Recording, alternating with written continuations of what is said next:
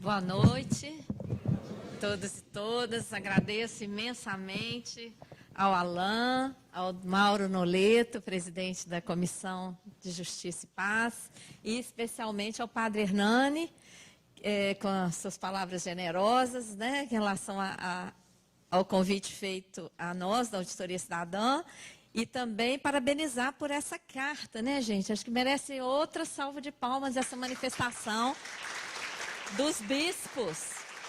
Isso é muito importante nesse momento, porque os jornais estão fazendo um verdadeiro terrorismo de que tem que passar e não abrem espaço para o outro lado falar.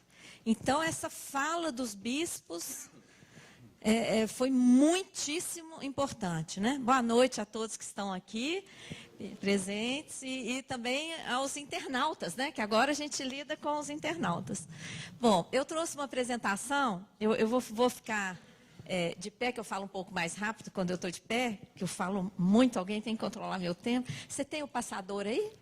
Ah, eu trouxe. Eu trouxe, aqui, ó. Pode encaixar.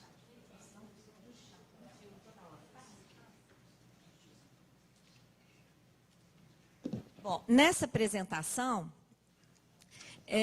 eu inicio, né, o tema que foi escolhido aqui pela Comissão Justiça e Paz, é a reforma da Previdência, quem paga a conta, e eu inicio justamente com...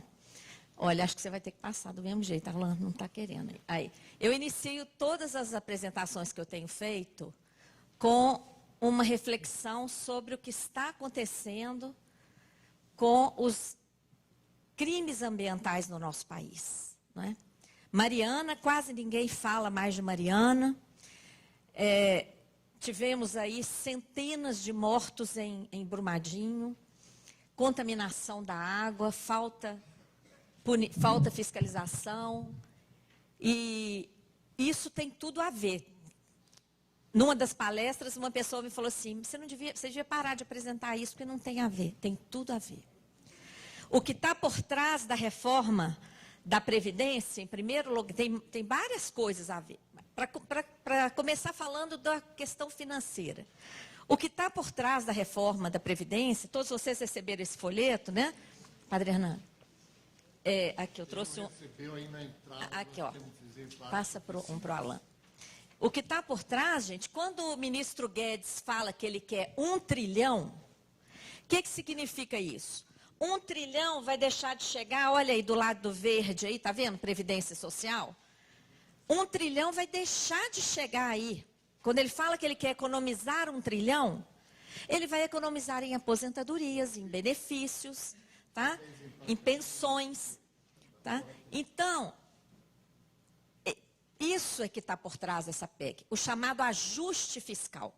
E é o ajuste fiscal que destruiu o DNPM, né? Mônica, economista do DNPM, que foi extinto. Agora é a Agência Nacional de Mineração e não tem nenhum engenheiro lá de fiscalização, nenhum. Especialista em barragem. Não tem nenhum especialista em barragem hoje, segundo foi informado. Então, o ajuste fiscal está por trás desse crime também. E acho que se todo mundo começar a falar nisso, usar suas redes, seus espaços, Brumadinho não vai ficar esquecido como Mariana ficou. Tá? Então, feito esse registro, vamos lá. Primeira coisa, o que está justificando essa reforma é que o Brasil está quebrado, não é mesmo? Está quebrado e se não fizer reforma... O último terrorismo que saiu no jornal é que vão parar de pagar os servidores públicos. Que o Brasil está quebrado. O Brasil está quebrado mesmo? Primeiro, o Brasil é uma das economias mais importantes do mundo. Tá? 9ª maior economia do planeta. E a nossa realidade, olha, realidade é marcada pela abundância. Nós temos a maior reserva de nióbio, a 3ª maior reserva de petróleo, maior área agricultável, Maior reserva de água potável, riquezas minerais, biológicas, extensão territorial, clima favorável, potencial energético. Nós temos todas as matrizes energéticas, riqueza humana e cultural, e nós temos muito dinheiro em caixa. Em reservas internacionais, nós temos 375 bilhões de dólares, que dá praticamente 1,5 trilhão de reais. Nós temos no caixa do Banco Central 1,113 bilhões, remunerando. Isso aí é dinheiro que sobra na caixa dos bancos. Os bancos depositam no Banco Central e o Banco Central remunera. Esse dinheiro está lá parado, 1,130 bilhões. E o Banco Central remunerando. Temos 1,270 bilhões no Caixa Único do Tesouro Nacional. Dinheiro, sabem de quê? Excesso de arrecadação que não é gasta por causa da emenda do teto. Lembram da emenda do teto que congelou tudo, deixou só o gasto com a dívida de fora? Então, vocês sabiam que nós temos esse dinheirão todo? Em dinheiro, 4 trilhões. Se somarmos ali 1,5 trilhão das reservas, quase 1,2 trilhão do Banco Central e quase 1,3 trilhão na conta única do Tesouro, quase 4 trilhões de reais em dinheiro. Além da riqueza toda que tem aqui. Temos ainda uma dívida ecológica por cobrar, um potencial de arrecadação tributária por cobrar. Tudo isso, gente, é real, palpável, concreto, concordam? Então, a nossa realidade é uma realidade de abundância. Tá? Agora, a gente vive nessa realidade? A gente vive num cenário de escassez. E eu gosto de usar essas palavras, realidade e cenário, porque o cenário, se a gente tomar conhecimento do que está produzindo esse cenário, criarmos uma grande mobilização social, o que a gente é capaz de fazer com ele? Mudar, não é mesmo? Então, o cenário é de crise, com quebra na indústria, em empresas em geral, desemprego, perdas salariais, privatizações, encolhimento do PIB desse gigante Brasil. O PIB encolheu mais de 7% em apenas 2 anos.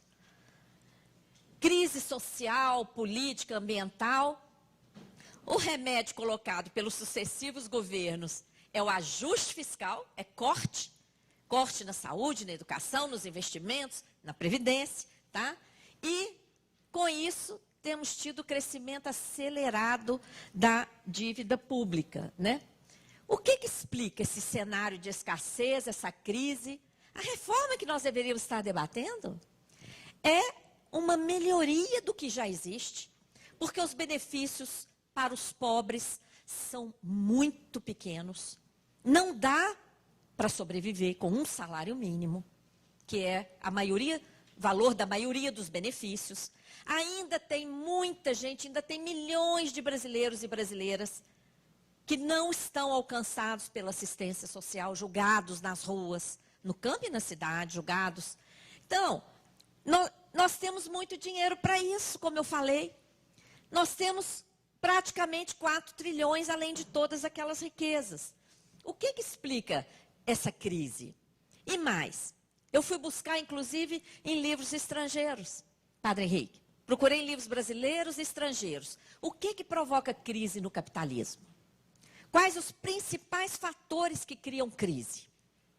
Primeiro fator, quebra de bancos, que foi o que provocou a crise lá nos Estados Unidos. Ninguém aqui esqueceu do Lehman Brothers, né?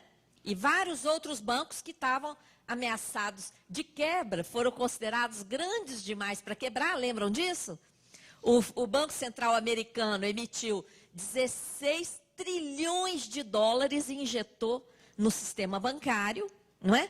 Então, aqui teve quebra de banco, gente? Pelo contrário, bancos aqui lucram o que não se lucra em lugar nenhum do planeta. Tivemos pestes aqui, adoecimento da população, que comprometesse a força de trabalho? Não. Tivemos quebra de safra? Não.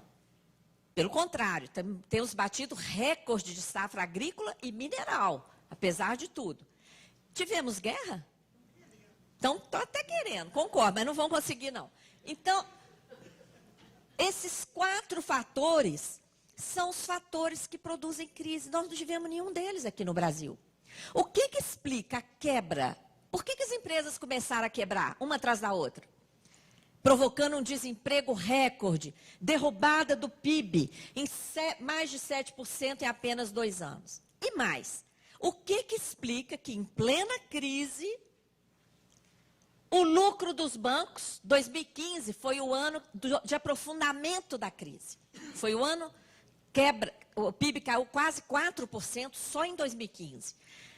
O que explica que nesse ano, que a indústria quebrou, comércio, serviço, desemprego, toda a economia caiu, o PIB do país encolheu, o lucro dos bancos foi 20% maior do que no ano anterior, atingiu 96 bilhões de reais. Os bancos ainda fizeram uma provisão exagerada de 187, que reduz o lucro. Então, na prática, o lucro deles foi quase 300 bilhões em um ano. Num ano em que toda a economia encolheu. Banco produz riqueza? Não, banco não produz nada. De onde veio esse lucro enorme, apesar da crise? Não tá estranho essa crise? O que provocou a crise, minha gente, foi a política monetária do Banco Central. E isso, Padre Hernani, nem nas universidades é ensinado. Nas universidades de economia, não se ensina o que é essa política monetária na prática. Então, vamos falar disso porque a gente tem que popularizar isso. Nós temos que ter os operários deste país, os favelados, aqueles mais humildes, camponeses, falando, o que provocou a crise no Brasil foi a política monetária do Banco Central, tá? Porque isso vai empoderar o nosso povo. Porque o que estão dizendo? Ah, a crise, o povo está vivendo muito. Ora, tenha santa paciência, isso é bênção, isso não é problema. Crise, rombo de... Que rombo? O rombo está aqui, ó, o déficit está no Banco Central. Então, vou tomar um tempinho para explicar isso, porque se nós ficarmos só reclamando dos direitos que estão sendo retirados com essa PEC, eu acho que a gente não vai conseguir vencer essa guerra. Nós temos que entender onde é que está o verdadeiro privilégio e onde é que está o inimigo para a gente direcionar a luta. Porque quem escreveu essa PEC, depois a gente vai ver o que está sendo retirado, não tem sentimento, não. Não adianta dizer que o pobre vai morrer mais cedo, não adianta. Quem escreveu isso já perdeu sua condição humana, tá? Então, a gente tem que pontuar bem onde é que está o problema, tá? Para direcionar a luta para onde tem que ser direcionada. O que aconteceu? O ápice da crise foi 2015. Mas, antes disso, o Banco Central começou a aumentar as taxas de juros. A taxa básica de juros, que é a taxa Selic, em todas as reuniões do Copom. O Copom, Conselho de Política Monetária, se reunia, os diretores lá do Banco Central se reuniam e aumentava a taxa de juros. Todas as reuniões.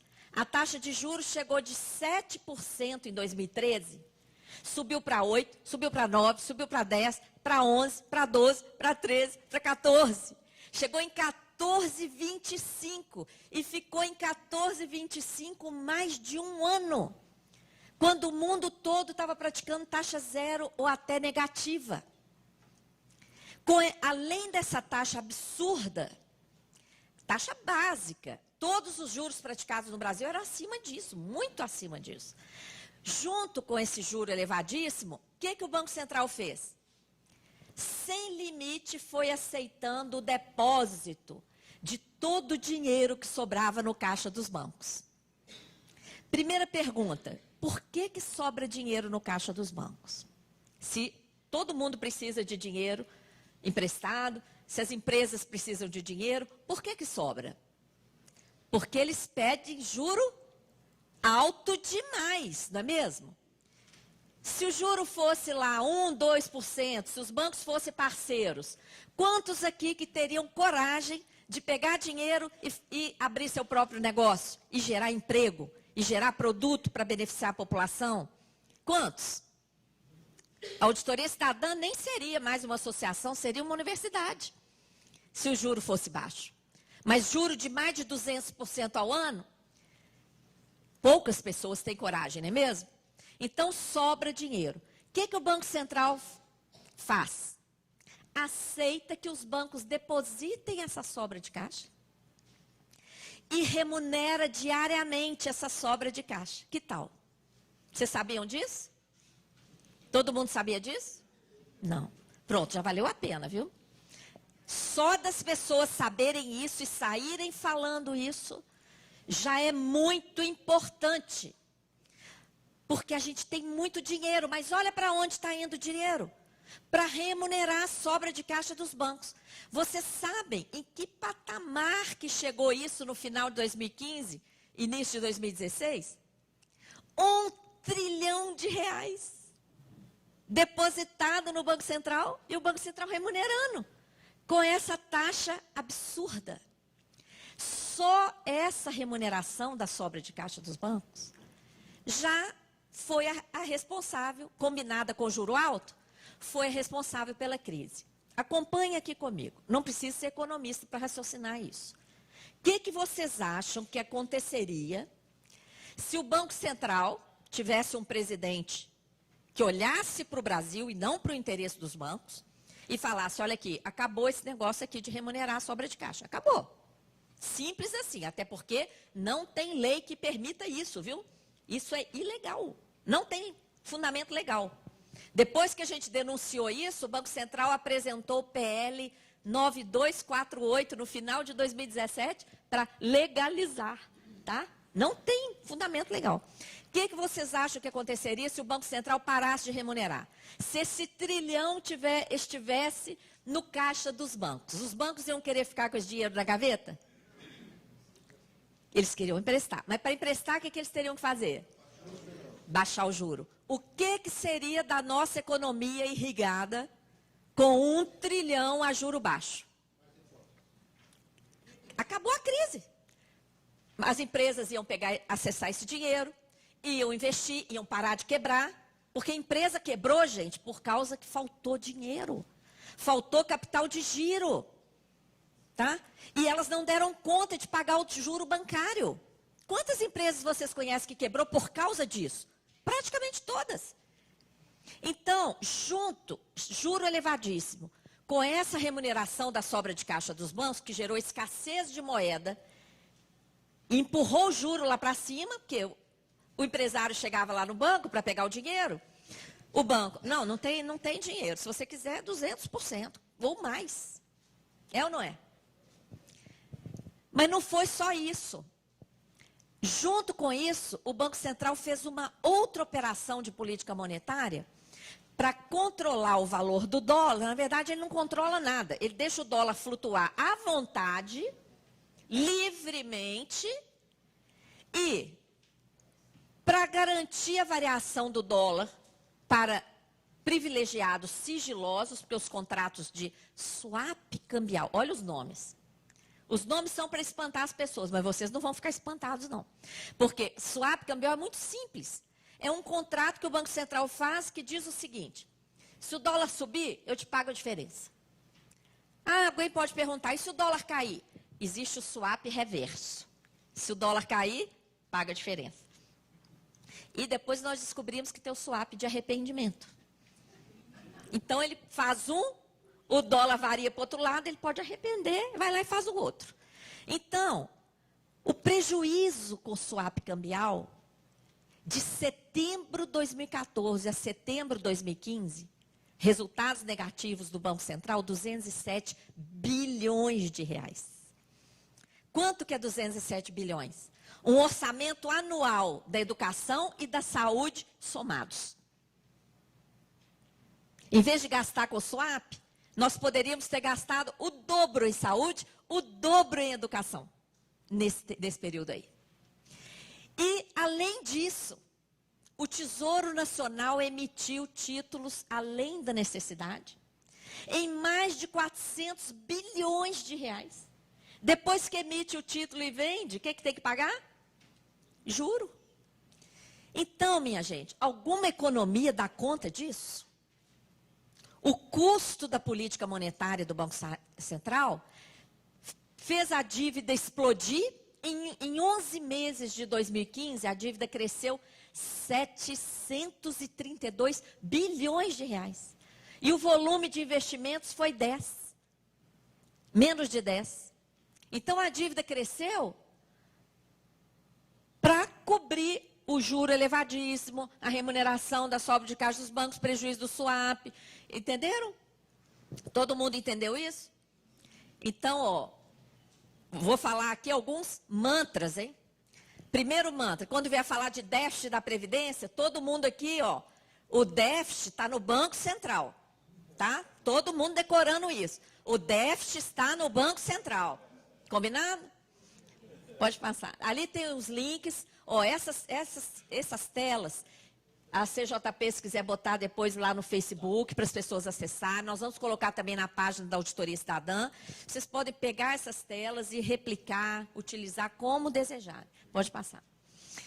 Aqui eu já expliquei o cenário de escassez. Eu só que, com essa remuneração da sobra de caixa dos bancos, que continuou crescendo, atingiu o recorde em 2017, 1,287 trilhão, quase 1,3 trilhão, de dinheiro depositado no Banco Central e o Banco Central remunerando. Sabe quanto custou essa remuneração nos últimos 10 anos? 754 bilhões. Isso sem atualizar. Se nós atualizarmos ano a ano, tem mais do que 1 trilhão ali.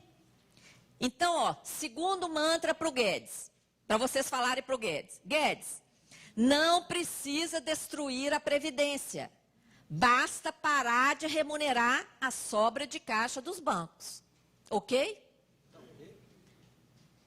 Pronto, ali tem mais links para vocês lerem mais sobre isso. Pode passar.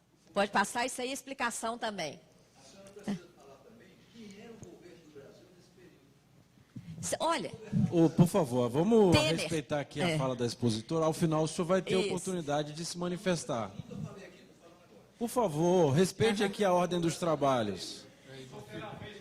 olha. Não era. Tá.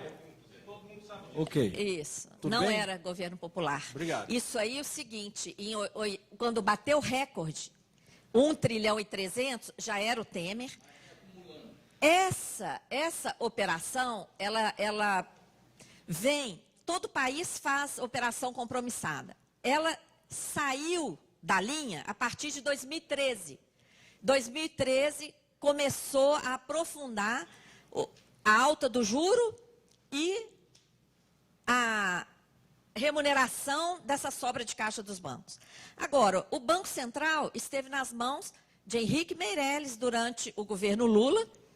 Então, sempre, gente, o Banco Central sempre esteve dirigido por banqueiros aqui no Brasil, tá?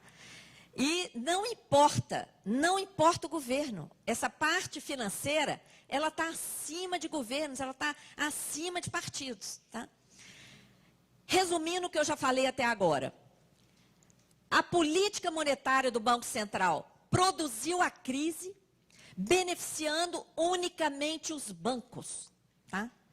Com quê? Com as taxas de juros mais elevadas do mundo, com a restrição da base monetária, com essas operações que aceitaram esse depósito de 1 trilhão e 200, com o tal do swap cambial, que é ilegal, tá?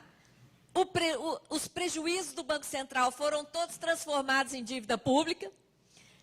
O colchão de liquidez exagerado devido à emissão excessiva de título, isso aí é que provocou a crise. E quais os remédios colocados para contornar a crise? PEC do teto, que congelou tudo e deixou o gasto financeiro fora. Beneficiando quem? Principalmente bancos, principalmente setor financeiro. A emenda 93, que aumentou a DRU, para 30% a desvinculação das receitas da União, retirando dinheiro principalmente da Seguridade Social. A Lei Complementar 159, que reproduz para os estados a emenda 95 do teto. As contrarreformas, a trabalhista, a reforma trabalhista, qual era a justificativa? Tem uma crise, tem que tirar direitos da classe trabalhadora. Foi a justificativa. Agora, a da Previdência, não é? As privatizações, qual tem sido a justificativa para a entrega da Eletrobras, da Embraer, Casa da Moeda, aeroportos, etc. Qual é a justificativa? Crise, tá? E não estão satisfeitos com tudo isso. Vem novos esquemas fraudulentos, como o da securitização de créditos, tá? Que é um novo esquema que atuou na Grécia. A Grécia foi só vitrine, atuou na Europa toda, que através desse esquema, o mercado financeiro quer se apoderar diretamente da arrecadação tributária. Tá? E a autonomia do Banco Central, que também está na lista das reformas para... então, assim, o mercado financeiro se beneficiou com as medidas que geraram a crise e agora ele se beneficia com as medidas que estão sendo colocadas para contornar a crise, né? Tudo isso se reflete nesse orçamento que foi distribuído para todos vocês. Quem está nos vendo aí pela internet, esse gráfico está na página da Auditoria Cidadã, auditoriacidadã.org.br. Esse gráfico, gente, todo ano a dívida fica com cerca de 40%, os gastos financeiros. Fica com cerca de 40%, tá? Alguns jornais e o mercado financeiro divulgam um gráfico como esse aí. Eles escondem a dívida, eles não colocam a dívida não, né, Carlos? Carlos hoje me chamou a atenção para isso.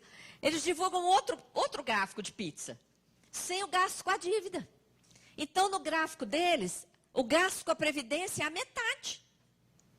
Porque eles não colocam o gasto com a dívida, eles somem com aquilo ali, não é? Pode passar. Muita gente critica esse gráfico, por quê? Porque não sabe que a maior parte do juro está sendo contabilizada como se fosse amortização. Tá? Aqui no Brasil nós temos a gente soma, vocês estão vendo aí no gráfico, juros e amortizações, está somado. Por que a gente soma? Porque os juros estão sendo contabilizados como se fosse amortização. Tá? É uma coisa inconstitucional, vem sendo feita desde o Plano Real, é a principal causa do crescimento galopante da dívida em função dela mesma, tá? Pode passar. Tem links ali também depois. Quando eu falo que a dívida cresce em função dela mesma, esse dado aqui escancara isso. De 1995 até 2015, nós produzimos 1 trilhão de superávit primário. O que é superávit primário? A arrecadação tributária, tá? O que nós arrecadamos de tributos, foi maior do que tudo que nós gastamos com a manutenção de todos os poderes executivo, legislativo, judiciário, Ministério Público e todos os serviços prestados à população. Então sobrou 1 trilhão de reais nesse período aí. Sobrou para quê? Teoricamente, para pagar a dívida. O sacrifício do superávit primário é para pagar a dívida.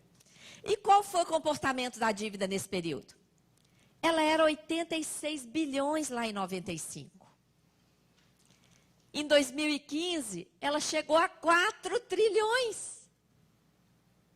Então, ao contrário do que estão falando nos jornais, que se não fizer reforma da Previdência, a dívida pública explode. Olha ali o que provocou a explosão da dívida. Foram os gastos com a própria dívida, tá? Pode passar. Então, que mecanismos são esses? Eu listei alguns ali para não ficar no ar. Os mecanismos que criam dívida, o que é criar dívida? O estoque da dívida sobe, mas o dinheiro vai para o mercado financeiro, tá? transformação de dívida do setor privado em pública, elevadíssimas taxas de juros, juros sobre juros, contabilização de juros como amortização, o tal do swap, que gera prejuízo, o prejuízo do swap vira dívida, sem que um centavo entre no cofre público, o estoque da dívida sobe. A remuneração da sobra de caixa dos bancos, o que justifica a remuneração, vocês sabem o que é? O Banco Central aceita o depósito, né, como eu expliquei, e entrega título da dívida para os bancos. Por isso é que os bancos recebem a remuneração, porque eles ficam com os títulos. 1,2 trilhão da nossa dívida está aí, remunerando sobra de caixa dos bancos. Tá? Eu pergunto para vocês, isso é dívida? Não. Isso é uma utilização errada do endividamento público.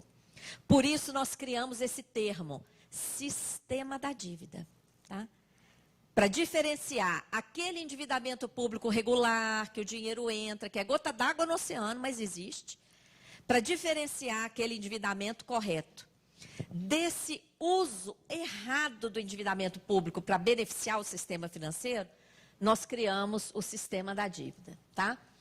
O sistema da dívida, então, exige ajuste fiscal, sacrifício social, exige privatizações, exige contrarreformas, exige essa política monetária. É aqui que está o problema, tá? É nesse sistema da dívida e aqui que está o privilégio. O povo todo está sacrificado, a economia do Brasil toda está sacrificada. Para quê? Para servir a esse sistema da dívida.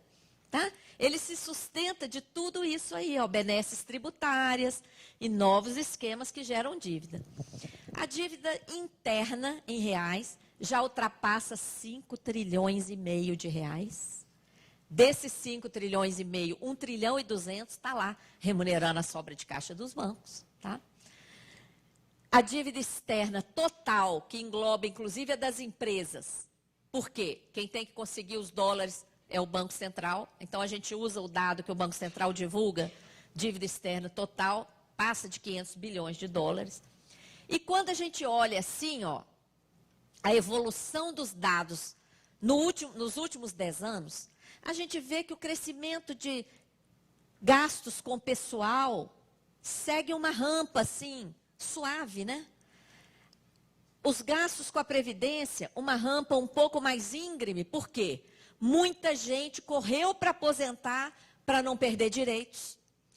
Agora, qual o gasto que está ali dando pulo, subindo escada? Qual é? O gasto com a dívida. É ali que está o problema, ali que precisa de reforma. Tá? É o gasto que está totalmente fora de uma sequência normal. Tá? No orçamento desse ano que a gente está, 2019, de um orçamento de 3 trilhões e 200, 1 trilhão e 425 estão reservados para a dívida, 44%. Para servidores públicos que estão aí sendo colocados como os vilões dos gastos públicos, 350 bilhões, 1/4 do que vamos gastar com a dívida. Vai gastar com o servidor. E com a Previdência inteira, que atende a mais de 100 milhões de brasileiros e brasileiras, 625 bilhões. E olha o dado do investimento. 36 apenas. Olha aí o Brasil amarrado. Como é que pode um gigante Brasil com apenas 36 bilhões? Ali também tem link com artigos, pode passar, para vocês se aprofundarem. Eu não poderia deixar de falar também entre os outros fatores que produzem escassez aqui no Brasil, o modelo tributário, que é todo invertido aqui no Brasil. Os pobres pagam mais tributo que os ricos. Tá? Então, esse fica aí uma dica para uma outra exposição. E o grande capital já não quer apenas os juros, quer muito mais. Quer se apoderar diretamente da arrecadação tributária. Tá? Isso é gravíssimo. É um esquema fraudulento da chamada securitização, mediante a qual nós fizemos ali aqueles diagramas. Para construir esses diagramas, esse e o próximo que eu vou mostrar, gente, nós tivemos que ler mais de 10 mil páginas de contratos e escrituras. Eles fazem eles, quando eu falo eles, o mercado financeiro, porque isso tudo vem lá da cúpula do mercado financeiro, porque foi o mesmo esquema que atuou, muito parecido que atuou na Europa. Então, ele não foi escrito aqui, não. Ele vem lá da cúpula. Os contribuintes pagam os tributos na rede bancária, o dinheiro teria que chegar nos cofres públicos, correto? Com esse esquema, eles criam um gargalo ali no meio do caminho durante o percurso pela rede bancária. Então, os contribuintes vão continuar pagando na rede bancária. Em vez do dinheiro chegar nos cofres públicos, vai cair ali naquele gargalo e dali mesmo já sai para o investidor privilegiado. Olha que absurdo. Esse esquema fere toda a legislação de finanças do país, que é estruturada no orçamento único. Tudo que o Estado arrecada tem que chegar ao orçamento e só pode sair do orçamento com base na lei orçamentária. Esse esquema fere tudo isso e ainda por cima cria uma empresa estatal. Olha que infame. Estamos privatizando a Eletrobras, Embraer, Casa da Moeda, etc., e criando novas estatais para operar esquema financeiro fraudulento. Então, nós temos que popularizar também isso aqui, porque tem a ver com a reforma da Previdência. Porque, ao retirar o trilhão lá que o Guedes quer economizar, vai sobrar dinheiro. Vocês pensam que vai sobrar dinheiro para investimento? Não vai, não. Está tudo amarrado no teto. Vai sobrar dinheiro para esse esquema fraudulento aqui. Para esse desvio que cria dívida disfarçada que é paga por fora, com recurso desviado que nem chega ao orçamento. Bom, nesse cenário de crise, que eu expliquei até aqui, provocado por esses mecanismos, o Bolsonaro promete fazer 7 reformas. Tá? E a primeira delas é a da Previdência. Pode passar. Antes de falar da reforma dele, eu quero fazer um lembrete do que a gente tem. Porque poucas pessoas sabem o que a gente tem hoje, não é? Primeiro, a Previdência é o nosso principal patrimônio social no Brasil.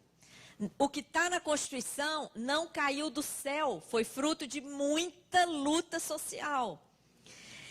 Foi um único capítulo aprovado por unanimidade em 88. O que nós temos é um modelo baseado na solidariedade. O que quer dizer isso? Está lá no artigo 194, 195. Foi criada a Seguridade, que envolve previdência, saúde e assistência.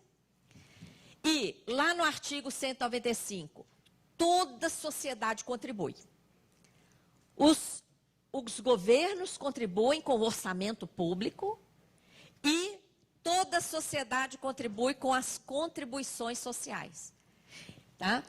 Em valores atualizados, só o que a gente arrecadou em contribuições sociais de 2005 a 2016 deu para pagar todas as despesas com previdência, saúde e assistência. E ainda sobrou, gente, R$1 trilhão. Até 2015. Até 2015, pode passar. Nós ainda tivemos superávit, sobrou dinheiro na Seguridade, tá? Além de garantir a aposentadoria, que muita gente fala de aposentadoria, todo mundo sabe que a Previdência é aposentadoria, mas não só aposentadoria. Olha a cobertura social. Eventos de doença, invalidez, morte, idade avançada, proteção à maternidade, proteção em caso de desemprego, salário família, auxílio reclusão, pensão por morte do segurado. Se vier a tal da capitalização que o ministro Guedes, banqueiro, deseja, tudo isso aí desaparece, gente.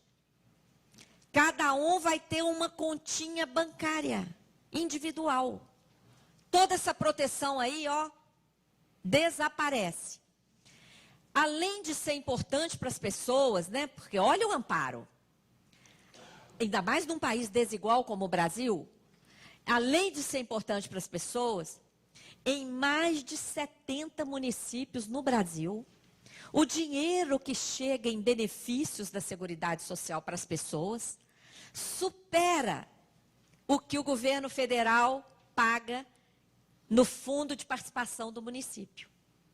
E o dinheiro que as pessoas recebem, quem recebe lá um auxílio-desemprego, maternidade, uma aposentadoria, uma pensão, vai à feira, vai à farmácia, contrata uma faxineira, contrata ali, vai no cabeleireiro cortar o cabelo. O cabeleireiro recebe aquele dinheiro, vai à feira, contrata alguém para trabalhar para ele. O dinheiro gira na economia e gera o quê? Tributos. Esses benefícios aqui, ó, o dinheiro circula na economia e retorna para os cofres públicos. Porque tudo que a gente consome tem tributo embutido. Tá? Não cabe falar em déficit. Olha só, hein? Outro mantra. Outro mantra para vocês decorarem. Quem fala em déficit nunca leu o artigo 195 da Constituição Federal. Tá? Tem que ler o artigo 195, tem que imprimir o artigo 195, andar com ele no bolso, na bolsa, conversar com as pessoas. O que diz o artigo 195? A Seguridade Social será financiada por toda a sociedade. Pelos governos, através dos orçamentos federal, estadual, distrital e municipal, e, tem o vocábulo e, pelas contribuições sociais. Tá? Então, se computarmos todas as contribuições sociais, como eu falei antes, elas deram conta de todo o gasto da Seguridade Social e sobrou aquele trilhão que eu já falei. Mas eu botei ali alguns valores em um ano. Ó. Em 2005 sobrou 72 bilhões, 2010 sobraram 57, 2011 78. Olha quanto sobrou. Em 2015 ainda sobrou, apesar da crise. Mas caiu, olha lá. Caiu para 13. Por que caiu? Por causa da crise fabricada pelo Banco Central. Tá? Nós não tivemos ali ó, nenhum gasto excepcional com a Previdência, com a assistência ou com a saúde. O problema não está no gasto. E a reforma que o Guedes e o Bolsonaro entregaram só mexe com o gasto da Seguridade Social. E o problema ali não está no gasto, vocês estão vendo pela sequência. Por que caiu ali? Porque a crise quebrou empresas. Milhares, milhares e milhares. Empresa quebrada paga tributo? Não. Desempregou milhões e milhões de brasileiros e brasileiras. Quem está desempregado paga para o INSS? Não. Então, o problema ali ó, foi queda na arrecadação por causa da crise fabricada. Tá? Além da DRU, das desonerações, etc. No caso de servidores públicos, também não há que falar em déficit. Alguém aqui é servidor público? Levanta a mão. Ó, vocês que são servidores públicos, todos vocês fizeram concurso. Quando o governo colocou lá o concurso, vocês tiveram possibilidade de discutir as regras? Nunca. Aquilo é um contrato colocado de forma unilateral que obriga uma relação de trabalho profissional permanente, dependente, estatutária, que o governo se obriga a pagar aquele salário que ele propôs, que ele ofereceu, que ele se comprometeu, e a aposentadoria também. Houve época lá atrás que o governo nem cobrava contribuição, por causa dessa natureza diferente, tá? Da relação de trabalho. Agora, qual é a conta que tanto fazem para o setor público como para os servidores do regime geral? Pegam somente a contribuição previdenciária de hoje, dos que estão pagando hoje, e comparam com todo o gasto da Previdência Social. Assim que eles encontram o déficit. Só que isso não está escrito na Constituição Federal. Por isso que eu falei, quem fala em déficit nunca leu o artigo 195, tá? Pode passar. A crise foi fabricada também nos estados. Os estados já pagaram suas dívidas para a União mais de 3 vezes e devem 5 vezes, tá? E tem créditos de Lei Candir, uma série de coisas. Como eu falei, eu vou deixar essas telas, tem vários artigos, porque na palestra não dá para falar tudo. Então, tem muitos dados, muitas fontes que vocês podem acessar. O déficit da Previdência é fake. Contra-reforma empurra trabalhador para fundos de risco, pode passar. Banqueiros são os maiores defensores da reforma. Você, mulher, será a maior prejudicada pela destruição da Previdência, pode passar. Vamos ver, então, que reforma é essa que está colocada. Primeiro, de onde vem essa reforma? Qual é a gênese dela? Essa reforma vem por recomendação de organismos internacionais, FMI, Banco Mundial, tá? E vem também do BIS. Vocês já ouviram falar do BIS? Banco Central dos Bancos Centrais. É uma instituição que recomenda para vários países. Por isso, o outro argumento que eles falam é o seguinte: vários países estão fazendo reforma igual. Claro, FMI, Banco Mundial e BIS recomendam para eles. E como vários países são governados por fantoches, quem manda mesmo é o sistema financeiro, não é? As reformas acabam ficando parecidas em vários países, tá? Qual é o objetivo dessa reforma? Número 1, desmontar o modelo de solidariedade que está lá na Constituição Federal de 88. Desmontar. Introduzir a capitalização, que nem pode ser chamada de previdência. Por quê? Capitalização é aplicação de risco, de alto custo de administração, sem garantia alguma de pagamento futuro. Se vocês olharem no dicionário, previdência é sinônimo de segurança. Qual é a lógica de colocarmos a nossa segurança em aplicação de risco? Sem garantia nenhuma de que vamos receber alguma coisa quando estivermos vulneráveis? Não é previdência, viu, gente? O objetivo é entregar a previdência para bancos, na modalidade de contribuição definida, ou seja, trabalhadores e trabalhadoras vão ter obrigação de pagar aquela contribuição que vai ser definida, mas não tem a menor ideia se vão receber algum benefício. São vários danos às contas públicas. Primeiro, quando o Guedes fala do trilhão, isso aí corresponde ao valor que vai deixar de ser pago em benefícios. Ou seja, vai deixar de chegar nas mãos das pessoas que usam esse recurso no consumo, que movimenta a economia e que o dinheiro volta para as contas públicas. Esse dinheiro vai deixar de ser pago e vai deixar de circular, vai comprometer a economia, tá? E vai comprometer a arrecadação tributária. Na capitalização, a contribuição previdenciária que atualmente é paga, outra coisa, quem for para a capitalização, em vez de pagar para o INSS, trabalhadores e empregadores, eles vão pagar para quê? Para a continha individual deles, que vai para os bancos fazerem aplicação financeira, tá? E o elevado custo de transição que não foi informado ainda pelo governo. Em alguns países, o custo de transição foi superior ao PIB. A capitalização é o fim da solidariedade, como eu falei. Um estudo da OIT, Organização Internacional do Trabalho, mostra que entre 30 países que adotaram a capitalização, 18, mais da metade, já se arrependeram e já voltaram atrás e recriaram uma previdência pública. Por quê? Capitalização, gente, funciona igual pirâmide. Sabe essas pirâmides financeiras? Que vão arrecadando, arrecadando, arrecadando. Quando chega na hora de pagar o benefício, aí quebra, tá? É insustentável. Pode passar, já falei. Incerteza total. Como constou, inclusive, da nota importante dos bispos da CNBB, a PEC desconstitucionaliza as regras Mentira! Tem mais de 30 menções à lei complementar dessa PEC. Mais de 30.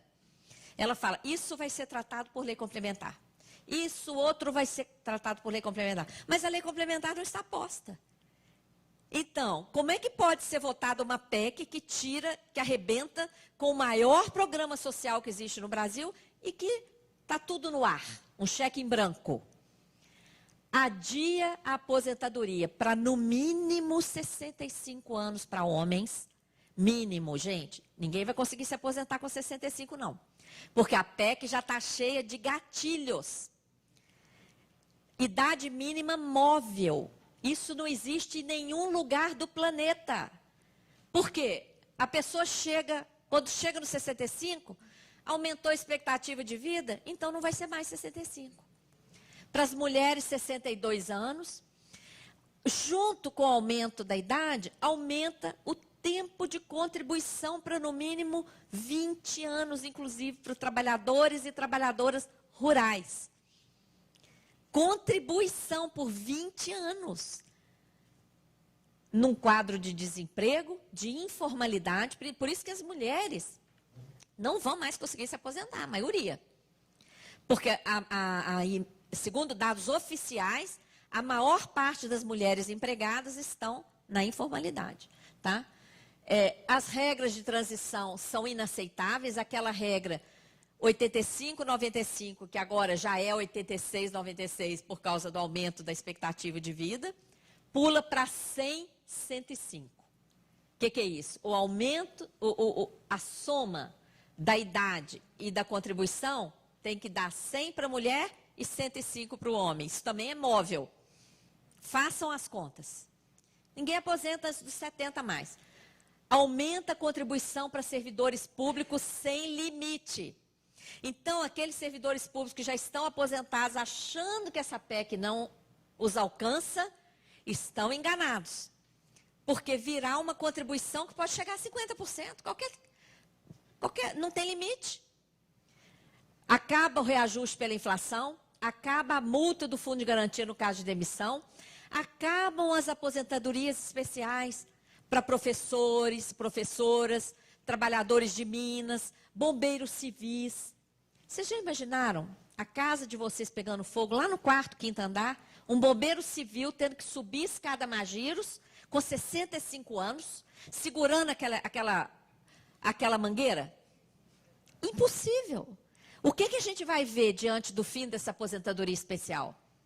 Um contingente de desempregados que não vão conseguir emprego na idade avançada e não vão conseguir aposentar. É uma calamidade, tá? Redução para míseros R$400, o BPC. O que é o BPC? Benefício de prestação continuada que idosos recebem. Só vão ter direito de receber um salário mínimo a partir dos 70 anos de idade. Isso é gravíssimo, porque hoje a regra é a seguinte: não pode ter benefício inferior a salário mínimo no Brasil. Quando ele reduz para 400, o que ele está fazendo? Aviltando essa regra. Ele está rebaixando para R$400. Quer dizer, o salário mínimo já não é mais salário mínimo. Salário mínimo é o mínimo, nada pode ser inferior ao mínimo, né? Acaba com o abono salarial para quem ganha mais que um salário mínimo. O que é o abono? Quem ganha até 2 salários mínimos recebe um abono salarial de um salário mínimo por ano. Agora, quem ganha até 2 salários mínimos não vai poder ganhar mais. Só quem ganha um salário mínimo. Com isso, 91,5% das pessoas que hoje recebem o abono vão deixar de receber. Reduz a aposentadoria por incapacidade permanente para 60%. Então, quem fica inválido não se aposenta mais com o que ganhava. Perde, vai aposentar com 60%. A não ser que a invalidez tenha se dado no local de trabalho. Reduz o valor das pensões por morte para 60%. Reduz até 80% no caso de benefício acumulado. Quando o casal trabalha, um dos dois morre. O que fica tem que optar pelo maior e vai perder até 80% do outro. Todos esses danos são extensivos a estados e municípios. Então, ficou claro quem paga a conta, né? aquela pergunta inicial. Olha só, o Brasil é um país onde os bancos batem recordes atrás de recordes e, ao mesmo tempo, esse país gigante, riquíssimo, comanda a alta da pobreza na América Latina. Nona economia mundial, pior distribuição de renda do planeta. 70º no ranking dos direitos humanos, segundo o IDH medido pela ONU. Penúltimo no ranking da educação, entre 40 países analisados. Isso não é acaso, né? Nós estamos muito distantes do país que deveríamos estar vivendo. A pobreza e desigualdade estão aumentando, a miséria está aumentando, aumentou 33% nos últimos anos. E isso não é acaso, nem é fruto da corrupção endêmica da classe política, não. É fruto do modelo econômico muito bem planejado para isso, para excluir a maior parte da população. Pode passar. Eu finalizo deixando aí uma provocação, ó, estratégias de ação. Nós temos que divulgar, temos que ter esse conhecimento dessa realidade. Temos que conhecer da política monetária, do modelo tributário, do sistema da dívida. Senão a gente fica simplesmente achando que é o Bolsonaro, é o Guedes que são malvados. Eles são sim, mas não é só isso. Não é porque tira... Você vê, o Temer colocou uma reforma. Sai o Temer, entrou outro. Não tem jeito. Se não atacarmos isso aqui, ó, tá? Vai ser muito difícil derrubar essa ganância do sistema financeiro que quanto mais tem, mais quer, não é? Nós temos que criar uma mobilização de pessoas conscientes, pressionar parlamentares, exigir pronunciamento contra a reforma e auditoria da dívida com participação social, porque foi através da auditoria cidadã que nós descobrimos todo esse rombo na política monetária, na geração de dívidas sem contrapartida, que é onde está o rombo das contas aqui no Brasil. Eu fico à disposição para as perguntas e agradeço imensamente. Muito grata. Obrigada.